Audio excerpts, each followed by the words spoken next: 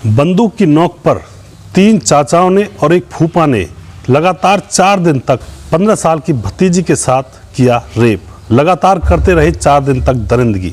आखिर दोस्तों ऐसा क्या हुआ था जो इन लोगों ने ऐसा कृत्य किया, अपनी ही भतीजी के साथ इस तरह की दरिंदी हरकत की। इस घटना की पूरी सच्चाई जानने के लिए आप हमारे वीडियो को अंत तक जरूर देखिएगा। नमस्कार, मैं हूं सुदेश कुमार और तिरछी बात चैनल में आपका स्वागत है। दोस्तों यह घटना है राजस्थान के अलवर जिले की। राजस्थान के अलवर जिले में प्रेमपाल नाम का एक व्यक्ति रहा करता है जिसकी उम्र 45 साल है। वह पीछे से हरियाणा का है, लेकिन फिलहाल काम धंधे के सिलसिले में राजस्थान में रहने लगता है और वहां पर उसका काम अच्छा चल जाता है तो वहीं का होकर रह जाता है। उसके घर में उसकी पत्नी और उसकी एक बेटी होती है जिसका नाम होता है कोमल, जिसकी उम्र होती है 15 साल। उसका एक 10 साल का छोटा बेटा होता है। अपने समय को अच्छी तरह से काट रहा होता है और उसके 3 भाई और होते हैं जो कि हरियाणा में रहते हैं।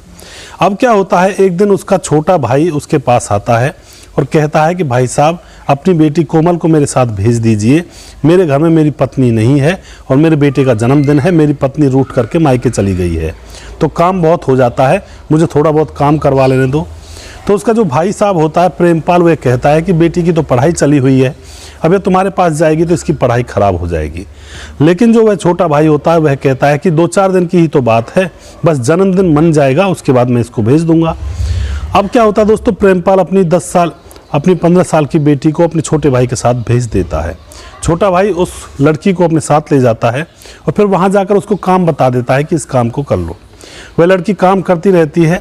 जैसे शाम होती है, शाम को तीनों भाई आकर के लड़की के पास खड़े हो जाते हैं और फिर उसके कपड़े उतारने लगते हैं। वह लड़की चिल्लाती है तो उसके मुंह में कपड़ा ठूस दिया जाता है और फिर उससे कहा जाता है बंदूक रख के कि अगर तुमने ज़्यादा चिल्लाने की कोशिश की तो मैं तुझे जान से मार देंगे हम, और तुम्हारे मम्मी पापा को भी जान से मार देंगे।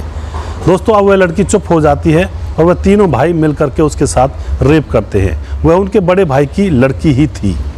तो अपनी भतीजी का रेप करते हैं। पहला दिन गुजर जाता है, शाम को उसे खाने के लिए दे देते हैं। फिर दूसरा दिन आता है तो दूसरे दिन भी वह तीनों भाई मिल करके उसका रेप करते हैं। इसी तरह से 3 दिन गुजर जाते हैं। 3 दिन जैसे गुजरते हैं तो वहाँ पर उन तीनों भाइयों का जीजा यानी कि उस लड़की का फूफा भी आ जाता है। वह वहाँ पर बैठा हुआ था। तभी वह घर के आंगन में जब घूम रहा था तो उसको कमरे में से कुछ खटपट की आवाज़ सुनाई देती है। जैसे वह कमरे के अंदर झांक कर देखता है तो एक लड़की को बांधा हुआ था, उसके मुंह में कपड़ा ठूसा हुआ था। वह दरवाज़ा खोल देता है और फिर उन तीनों भाइयों से पूछता है कि यह कौन है। तीनों भाई कहते हैं कि यह प्रेमपाल की लड़की है और हम इसके साथ इस तरह का कृत्य कर रहे हैं। दोस्तों यहाँ पर लड़की को उम्मीद थी कि मेरा फूफा मुझे बचा लेगा, लेकिन ऐसा नहीं होता है। शाम जैसी होती है तो तीनों उसके चाचा, अब उनके साथ उसका फूफा भी शामिल हो जाता है।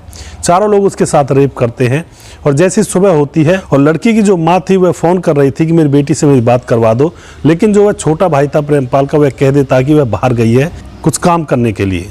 अब दोस्तों 4 दिन हो जाते हैं। चौथे दिन उसके फूफा ने भी उनका साथ दिया था।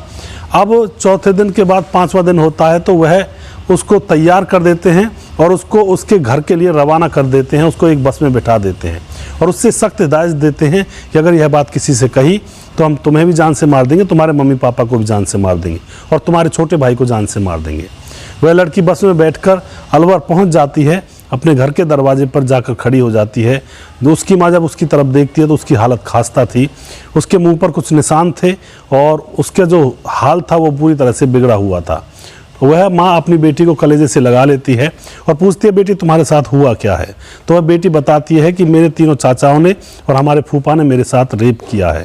दोस्तों वह जो माँ होती है उसको हॉस्पिटल ले जाती है, उसका मेडिकल कराया जाता है और उसके बाद क्या होता है, पुलिस थाने में रिपोर्ट दर्ज करवाई जाती है। पुलिस तुरंत वहाँ पर जाती है। तीनों चाचाओं को और उस फूफा को अरेस्ट कर लिया जाता है, उनको जेल में डाल दिया जाता है। तो यहाँ पर क्या कहना चाहोगे आप इस घटना के बारे में? कुछ लोगों का ये कहना है कि उनकी दुश्मनी थी आपस में और दुश्मनी उन लोगों ने निकाली थी। अगर दुश्मनी ही थी भाई भाइयों में तो बच्चों को बीच में क्यों घसीटा? उस 15 साल की बच्ची के साथ उनको क्या दुश्मनी थी? उसको तो कम से कम नहीं घसीटना था। दुश्मनी निकालनी थी तो अपने भाई से सामने जाकर निकालते, पीछे से वार क्यों किया? तो आज का ज़माना ऐसा है कि भाई भाई के पीठ पर वार करता है और इस तरह की घटनाएं भी समाज के अंदर हो जाती हैं।